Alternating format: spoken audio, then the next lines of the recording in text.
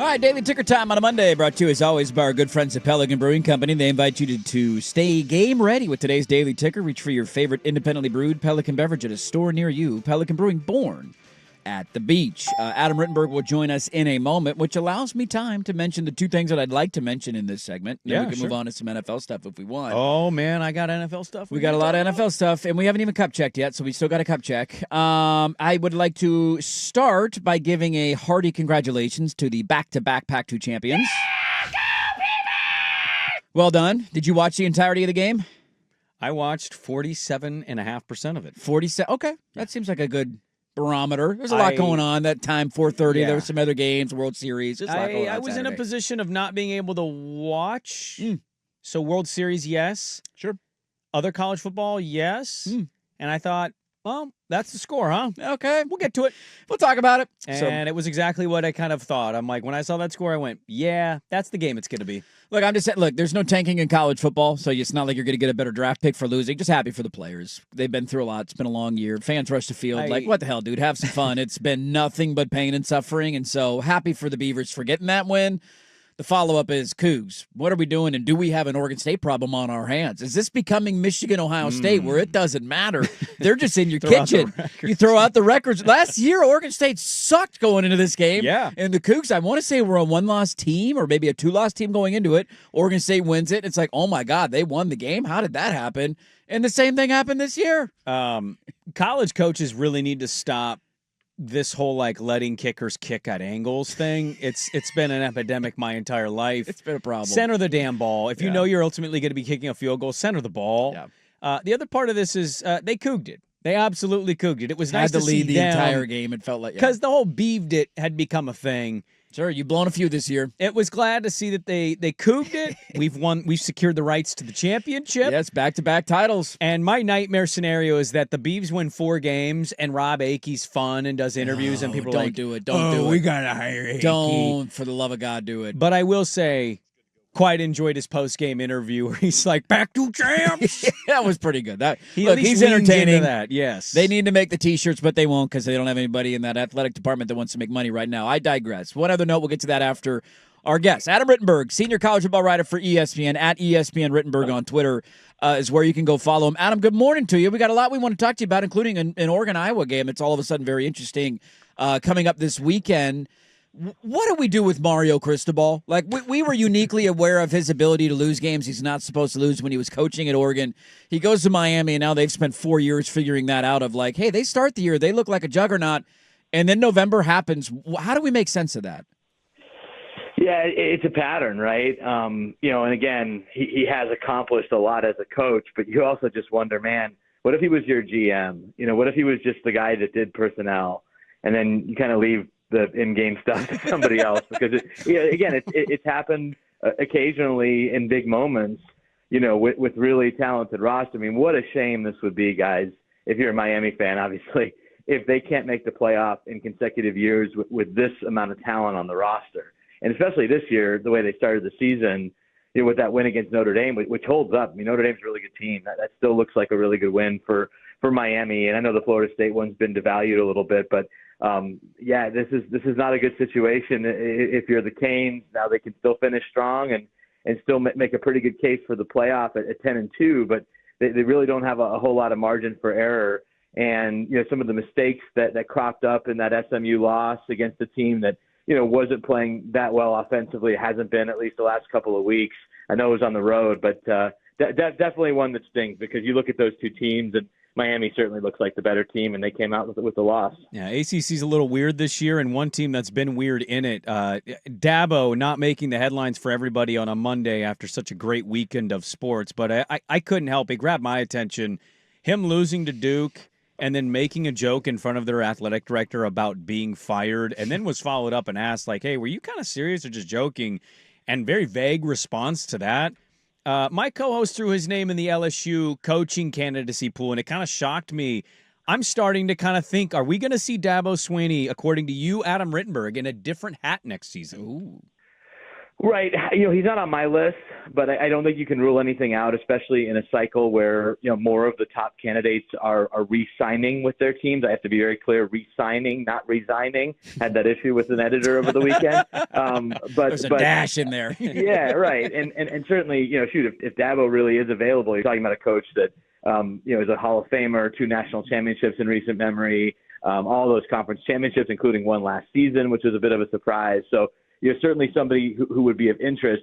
I just don't know if you're getting, 2018, 2016 peak Dabo Swinney or a different version who just hasn't really figured out, post portal, post NIL, just how to field an elite team. So I think that's what LSU or Florida or any of these jobs would have to evaluate. I still think Dabo, will be back at Clemson. I think they have to make some philosophical changes there because again, you talk to people who've been around that program, whether it's guys on the coaching staff or scouts who have been there. There's still a lot of talent. You're going to hear a lot of names called from Clemson in the 2026 NFL draft in those first couple of days. And so why has it been so hard to put this together? And why are they, in such a bad place defensively now, with so many talented individuals there? So, again, certainly if you're LSU or whoever, you have to look at it if he really is available. But what type of version of Swinney are you getting at this point? Yeah, it's hard to tell that. Adam Rittenberg is our guest,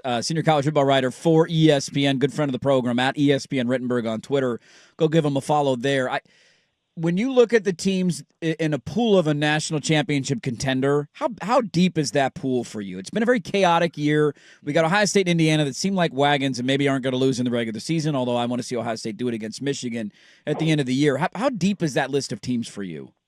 Yeah, to me, I'm always hesitant to make it like this. I'll say this. This would be the type of year where you would expand the pool. Because, again, Ohio State hasn't been tested a whole lot.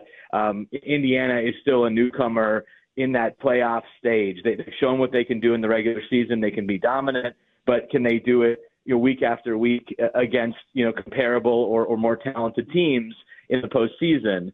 Alabama, can't forget what happened to them week 1, and they haven't always been dominant. So it does feel like, okay, you can throw them in there. You throw Georgia in there. Do you throw a Big 12 team like a Texas Tech or a BYU, which we'll find out this week, which of those teams maybe belongs in that race? Do you throw Notre Dame? And I just think at the end of the day, when I look at Ohio State, Indiana, Alabama, maybe one of the other SEC teams, whether that's Ole Miss or Georgia, perhaps both of them, it's hard for me to go a whole lot beyond that just because I think you're going to see some of these teams fall out of the race here in the next few weeks. A&M certainly has shown they belong in the conversation, but they've also benefited from a more favorable SEC schedule than some of the other teams. Alabama's really been tested to me, and I have a lot of faith in Kalen DeBoer. Don't have to tell you guys that with what he did out in the Pac-12. So I think that's a team that's certainly capable of winning a national championship, along with the 2 in the Big Ten. Maybe another 1 or 2 in the SEC, but that's probably where I would cut it off. Oh, interesting not to hear Oregon involved there. I'm curious what you think on a Monday of Iowa-Oregon. A lot of people excited about this one and have been for about 2 weeks because Oregon's going to a cool place. And, Iowa's a little different than we're used to. What are your thoughts on Oregon-Iowa this weekend? Yeah, I'm excited to be at the game. And, I saw Oregon a little bit, when they were here against Northwestern, but to actually see them in a full game against a team that's playing really well in Iowa. And I think this is a chance for Oregon to kind of show where it belongs in this conversation because it's not their fault. I mean, their win over Penn State essentially broke Penn State. And now that win doesn't look as good as it did back at the end of September. And they've obviously lost a game in the interim, and they weren't dominant, at least offensively, against Wisconsin in their last appearance. And Iowa's defense is I didn't think they would get here because of how they started the season, but this is the Iowa defense. I mean, this is how dominant they've been for most of Phil Parker's tenure as coordinator. He's one of the best assistant coaches I've ever seen, and he's been integral to Iowa's success, along with LeVar Woods, their special teams coordinator. And, their offense is not a joke anymore. Are they the type of offense that's going to put up, 40 points against Oregon? I don't think so. But they can, do enough with Mark Gronowski as sort of a run-first quarterback and making smart decisions and can be in this game late. And I just a lot of teams, guys, covered the Big Ten for a long time, a lot of more talented teams go into Kinnick Stadium and lose. So this is a very, very important game for Oregon, because if they were to lose, it's their second loss. What do they have on their profile? They still have Washington. They still have USC left, but it would become a lot more tenuous from a playoff conversation if they aren't able to get out of Iowa City with the win. I'm almost just mentally preparing myself for that game of like Oregon against Stanford games of years old of like how it feels like they have 17 linemen on the field the entire time. Now, the difference is at least people show up to Iowa games and it'll be a tough place to play. What do Duck fans need to know about Kinnick this weekend who are going out who haven't made the trip? Yeah, those folks should be really excited. This stadium is not talked about with some of the maybe the must-see venues around the country, and I don't really understand why. Probably it's because it's not a 100,000-seat venue. But in terms of sight lines, it's really one of the best places to see college football. You're right on top of the field. The distance between the fans and the Oregon benches, they're going to know it. They're going to hear it. There will be some nasty things that are said by some very drunk people on Saturday afternoon. But it is a really fun place to see a game. They do a great job. You have the Wave tradition, obviously, with the Children's Hospital across the street. And, again, really one of my absolute favorite places to see a game. So I think Duck fans will certainly enjoy that part of it, and we'll see if they are as excited walking out of that stadium on late Saturday afternoon. Last one for you, Adam, because we appreciate it. College football playoff rankings get released for the first time this week. Where do you expect Oregon to rank in them? Ooh. Yeah, I think it's going to be really interesting. Certainly it helped, Georgia Tech losing a game, another undefeated team that might have been ahead of them falling out. Georgia being pretty fortunate to remain a one-loss team. Again, I think it's very possible, guys, that Indiana is the number one team in the committee's rankings tonight. So that loss at home, even though it was a 10-point loss, I don't think will be looked at as a huge demerit for Oregon. I just wonder how much credit they're going to get for the wins that they have. And again, that's not their fault. Okay, it's not their fault Penn State fell apart. Their win against Northwestern on the road is looking better and better. But you're not going to get a ton of credit for beating the teams like Wisconsin and Oklahoma State.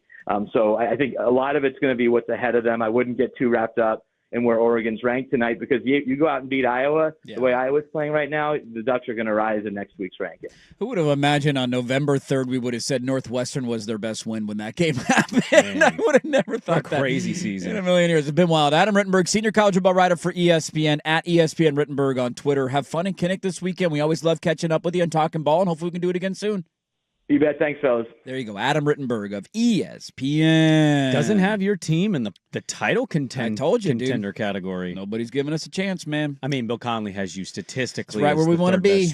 Underrated, underdog, flying under the radar, built not bought. I mean, it's part of this weekend, is it not? Like, if you guys have a squeak by win, this is the weekend that defines your season. If you come out and you handle Iowa and you look good doing it and you win the game going away, I think you say, all right, they'll be all right. You can lose to USC or Michigan at the end of the year and you're probably still in the playoff. If it's tight competitive and you don't look good offensively, or if you are to lose, I think everything changes this weekend one way or the other. So I said it last week. I think this weekend defines your year. And that was the last note I wanted to get to, and then we'll move back to some NFL stuff, and that is they dodged the bullet. No Big Nooner. But the Big Nooner's going to be there.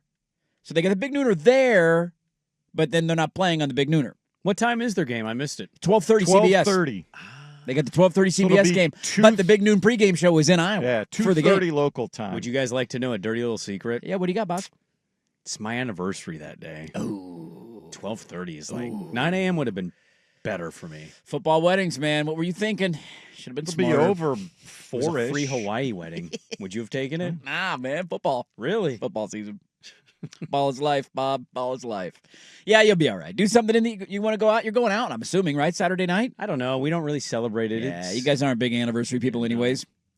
Let's see what your nighttime slate is for your anniversary. LSU, Bama. Yeah, nobody cares. LSU. Cal, Louisville, Washington, Wisconsin. Yeah, it's not a great slate. It's Washington at Wisconsin, though, isn't it? It is Washington on the road. They're jumping around at Wisconsin. 11.5 is your line there. So there you go. There's your college football conversation. Oregon, Iowa. We'll have more thoughts on that as the week goes on, as we get closer to kick time.